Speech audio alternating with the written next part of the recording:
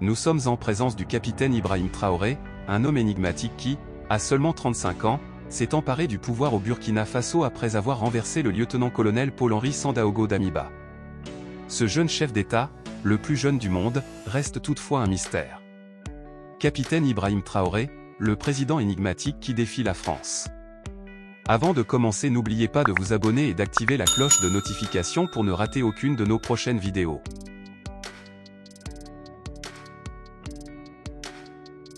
C'est parti. Maîtrisant sa communication d'une main de fer, le leader de la junte se tourne désormais vers la Turquie et la Russie, son nouvel allié politique et stratégique. Il s'en est passé du temps depuis ces années où le jeune Ibrahim Traoré prenait la parole sur les bancs de l'université de Ouagadougou pour défendre ses camarades de classe. C'était il y a un peu plus de 10 ans. À l'époque, cet ancien délégué de l'Association nationale des étudiants du Burkina, puissante organisation estudiantine d'inspiration marxiste, s'imaginait-il prendre un jour la tête de son pays ?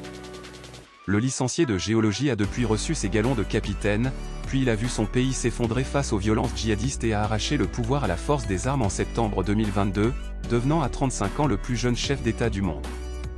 Mais 8 mois après son putsch au Burkina Faso, Ibrahim Traoré reste une énigme. Il est peu bavard, ses prises de parole sont contrôlées et réservées aux caméras de la junte, la presse étant sciemment tenue à distance de ses déplacements.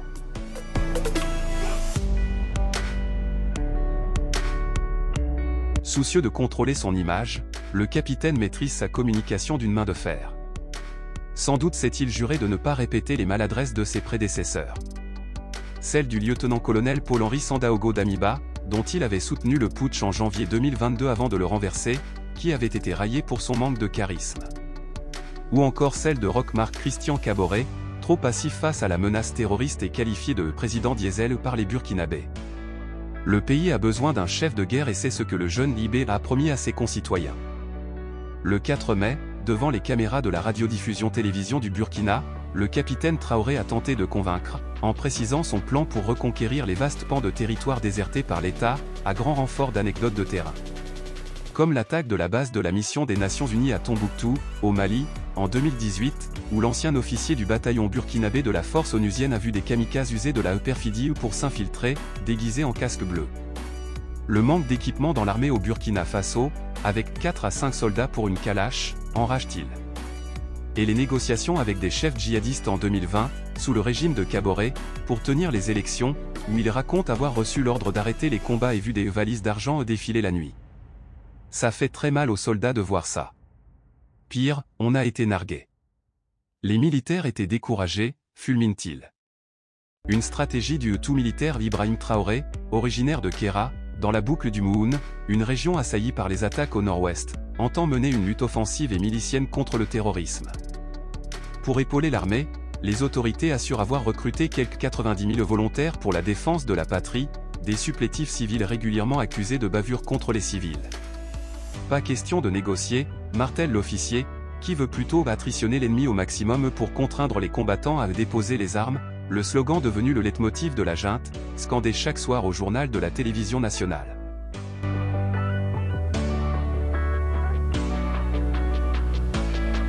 Une stratégie du tout militaire nourrie par ses années passées au front, depuis l'éclatement de l'insurrection djihadiste au Burkina Faso en 2015. Homme de terrain, le putschiste a fait ses armes au fil des débâcles de l'armée et a participé à plusieurs opérations d'envergure dans l'est et le nord du pays, notamment à Djibo, où il était placé sous les ordres du lieutenant-colonel Damiba, alors commandant du groupement des forces armées antiterroristes en 2017. C'était un officier très engagé sur le plan opérationnel, mais c'est quelqu'un de nerveux et buté, raconte un ancien camarade. Ibrahim Traoré fait partie de cette jeune génération de soldats diplômés de l'Académie militaire Georges Namoano, une école de formation d'officiers moins glorieuse que le Prytanée militaire de Kadiogo, dont Damiba et nombre de hauts gradés de l'armée burkinabé sont issus. À Kaya, où il est nommé chef d'artillerie après le putsch du lieutenant-colonel, le capitaine se fera le porte-voix de la gronde montante des troupes auprès de la hiérarchie, avant de décider de renverser Damiba. C'est un révolté, un condensé des frustrations des hommes de rang face à leurs officiers supérieurs restés dans la capitale, résume un analyste, préférant s'exprimer sous l'anonymat. Pas besoin de soldats étrangers mais d'équipements grâce à son âge, son expérience du terrain et son langage IB, comme l'appellent les Burkinabés, séduit une partie de la jeunesse, qui compte pour plus de 70% de la population, mais reste largement sous-représenté au sein des institutions politiques. Le 17 janvier, de retour dans son ancienne université, d'influence marxiste et panafricaniste, le chef d'État était en terrain conquis.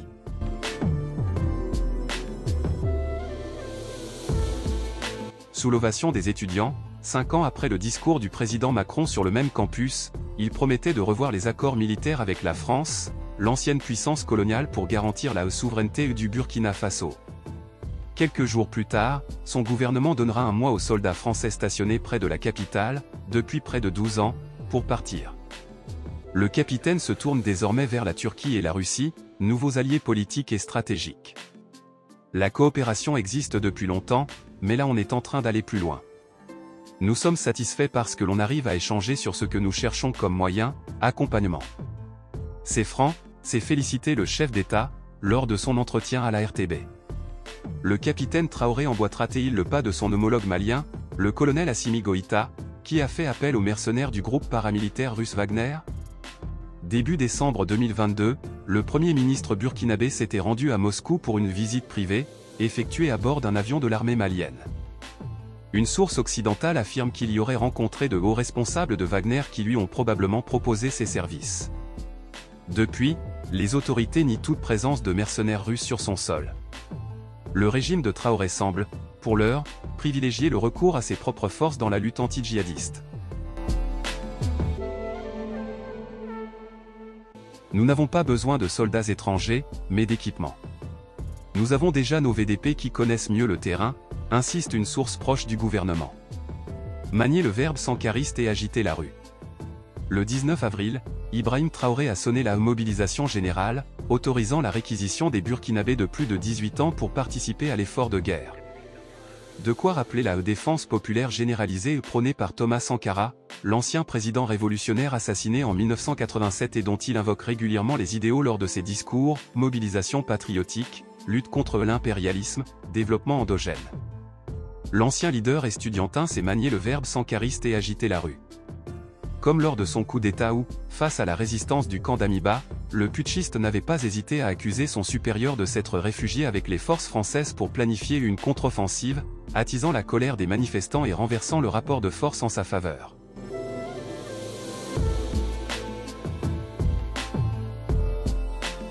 Sur les réseaux sociaux, la propagande et la désinformation tournent à plein régime. Fragilisée par l'engrenage des violences, la junte tente de fédérer autour d'elle, soutenue par une galaxie d'activistes qui, librement, menacent de mort et insultent les voix critiques. Après le massacre du village de Karma, le 20 avril, dans le nord du pays, où au moins 150 habitants ont été exécutés par des soldats présumés, des messages ont rapidement circulé, accusant la France de chercher à déstabiliser la transition.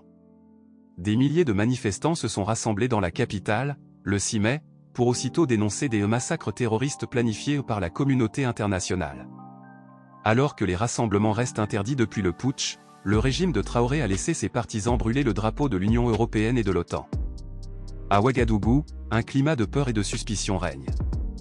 Ces dernières semaines, les arrestations de journalistes et d'opposants se multiplient. Selon la presse locale, plusieurs figures politiques, dont l'ex-chef de l'opposition et ancien ministre Zéphirin Diabré, ont été auditionnés par la police judiciaire.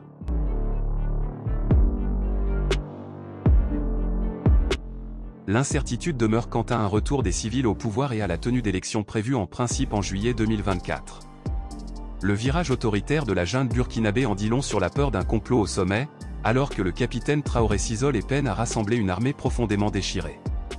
Au cœur de la capitale, la nouvelle présidence, délocalisée en toute discrétion dans les locaux de la primature face à la télévision nationale il y a quelques mois, s'est transformée en forteresse militaire.